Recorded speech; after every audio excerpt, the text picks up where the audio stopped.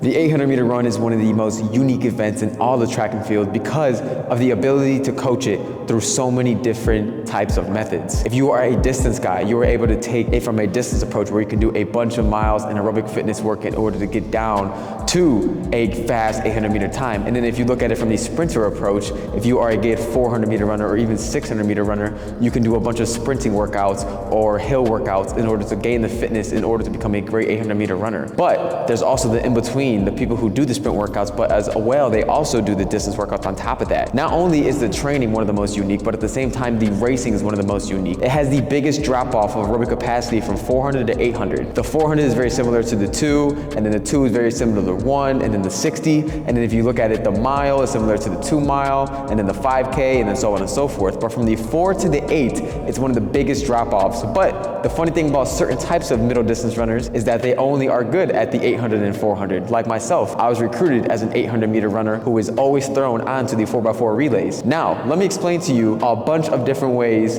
of how to run this event. And to make it simplifying it, I'm gonna go ahead and show you guys 3 ways that I like to run the 800-meter run. If you don't know who I am, the name is Nico Schultz, 147 runner here at the University of Nebraska-Lincoln, currently trying to pursue going professional in track and field, potentially trying to get to that 2028 Olympics mark down in LA.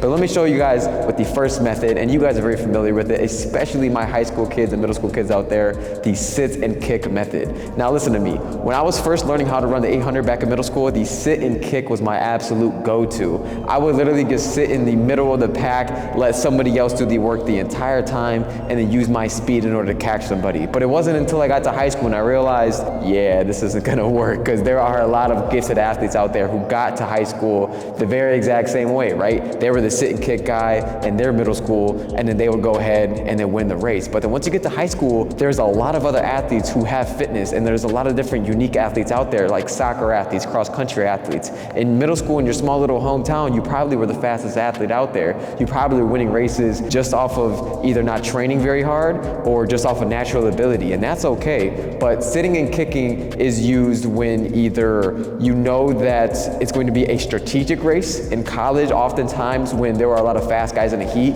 we'll often run the first lap pretty slow, the first 400, and then we'll all out sprint the last 150 meters of that race. Now, this isn't a knock to the sit and kick. I'm not gonna sit here and tell you that is a bad method, but I believe that you are saving a lot in the tank and that you have so much more of an ability to run faster if you were to use different types of approaches. Now let's go ahead and look at approach number 2. Approach number 2 is what I like to call the run and gun. Now you've probably experienced this before. You start off an 800-meter run, you're feeling confident, you're like, I'm gonna get out super fast and I'm gonna lead this thing wire to wire, I'm gonna lead it start to finish. And then your last 100 meters probably looks a little bit of something like this. Oh my gosh, it looks like your whole body is like lagging. You have no ability to move your arms, no ability to move your legs. You wasted all your energy the first 750 meters of that race and you have nothing left in the tank to show for it. Now I call this the run and gun because sometimes it works. Sometimes you take the gamble and you get out fast and you hang on and you PR. Other times, not so much. You go from the front of the pack to the back of the pack, and I've experienced this so many times throughout my career where I've gone into a race and I have felt overly confident, thinking that I was gonna absolutely blow the field away, and the result was the complete opposite. I just ended up falling to the back of the pack. Now, I like to approach my 800-meter runs aggressive. I like to get out around 52 to 53 seconds every single time I run the 800-meter run. That is how I got to my PR. I was surrounded by other fast guys in a race. They got out at 51, I got out at 52, and I hung on and I ran that 147. And then there's other times where I'm the guy leading at 52, and then I die and I run 59 the last 400 meters, you know? There's just so many different ways to approach it, and the run and gun, it's the most aggressive, but also it is the most risky, which is why I recommend number 3.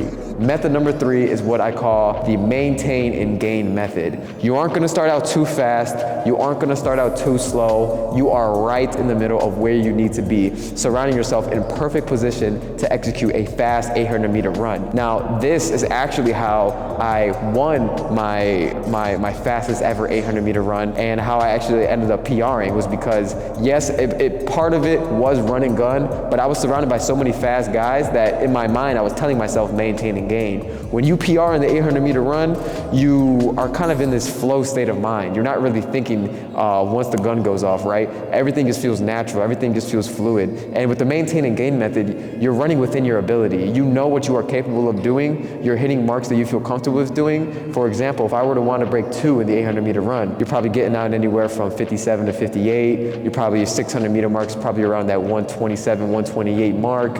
And then that last 200, you're probably just in the flow state, right? You're hitting that easy 30, 31, and then bam, that's your 159 or even 158 if you're lucky. The maintain and gain method is just good because it puts the mind at ease. You're not working very hard. You're sitting probably in that second to third position, coming across the first 200. You're in the mix of the race, and around that 400 to 600 meter mark of the race, you're slowly maintaining and you're slowly gaining ground on that backstretch to set yourself up to strike on that last 200 meter mark, which is why I like to call it the gain, because the last 150 to 200, you start making a move and you're gaining and you're destroying the field because somebody else was doing all the work, and then you ended up winning the race. Now, it's very different from sit and kick, because in sit and kick, you're kind of in the back of the pack, and then you have a big boost, a big burst of energy at the end. But with this one, it's not that you have a big burst of energy at the end, but you have enough energy at the end, and you weren't being lackadaisical your first 600 meters of the race. You were fighting, you were pace setting at the same time, but you were conserving enough energy